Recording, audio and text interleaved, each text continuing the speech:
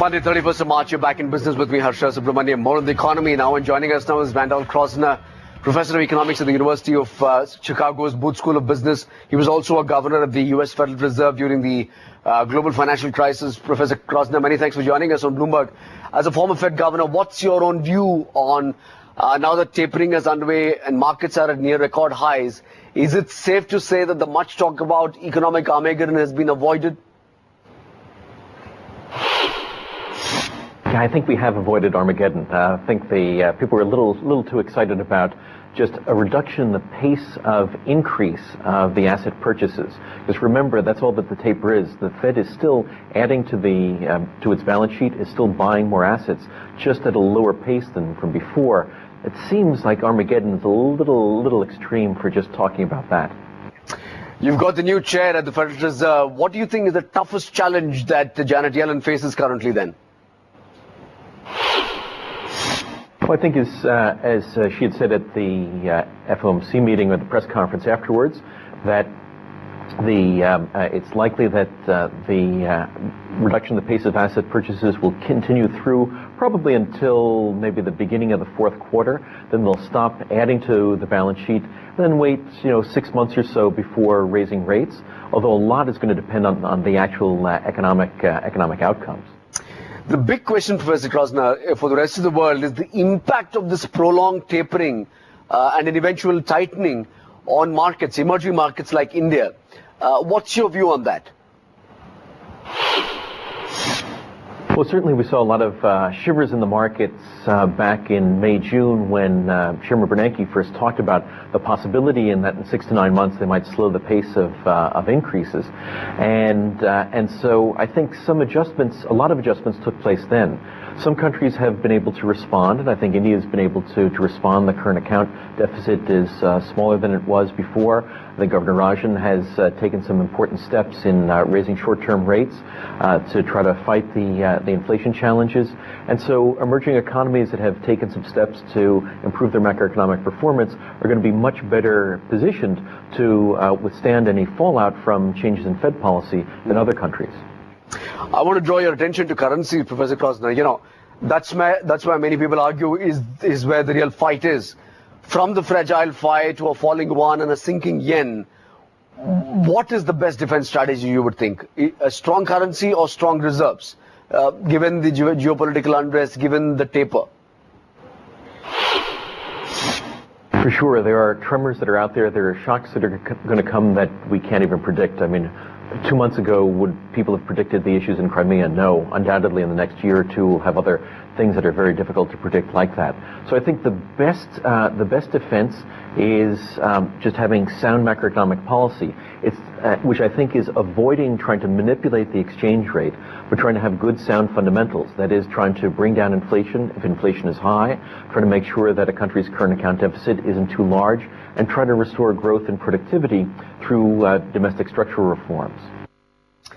You mentioned inflation targeting, Professor Krosner. Is that a good idea? Would you be in the camp that would applaud if the governor goes ahead with it? Well, I think given the challenges that India has had, particularly with respect to inflation, that having the central bank build greater credibility about what its goals are and how it's going to achieve those goals is very important.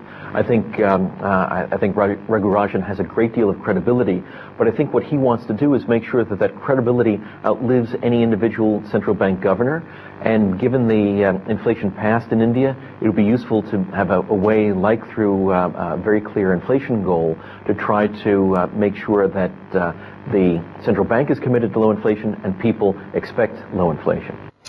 You worked closely with Dr. Rajan on many papers, Professor Krosner. How difficult is the challenge for him? It's another case for him to be predicting a crisis as an academic, to preventing one as a policymaker. How tough is this going to be? Well, of course, there are always a lot of challenges in actually doing policy, but I think Raghu has a superb background for this, not only in academia, but also from the policy work that he's done both in India before becoming Reserve Bank Governor and at the IMF. So he has a lot of policy experience. Of course, it's always impossible to have perfect prediction on anything, and no one is ever going to have perfect foresight. But I think if you're going to pick someone who is most likely to have a very good approach, be ready for something that may go wrong that's hard to predict, Raghu's the man. Most of India is expecting big bang reforms post the elections, or at least get the economy, growth back on track.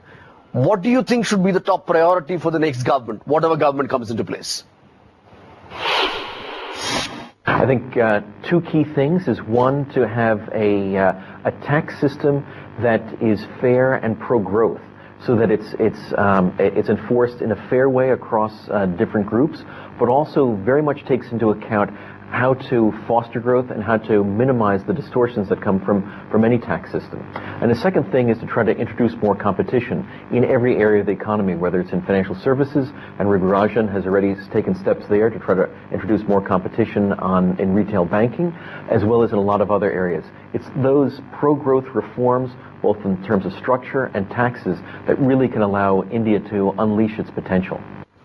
One final question, Professor. We here in India are obsessed with our elections, but how closely is the rest of the world bothered about the election drama here?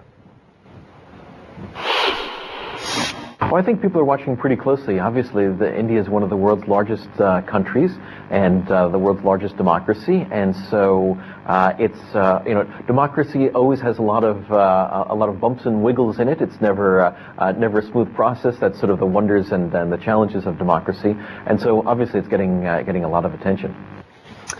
All right, Professor, we'll leave it there. Many thanks indeed for joining us on Bloomberg with your perspective. That's the view from a professor of the Chicago Booth School of Business on the economy and the road ahead and the political developments as well. Up next, the search for the missing MH370. We get you the latest developments. Also up next, we'll tell you what the single biggest threat to your money is. Back in business 2 minutes.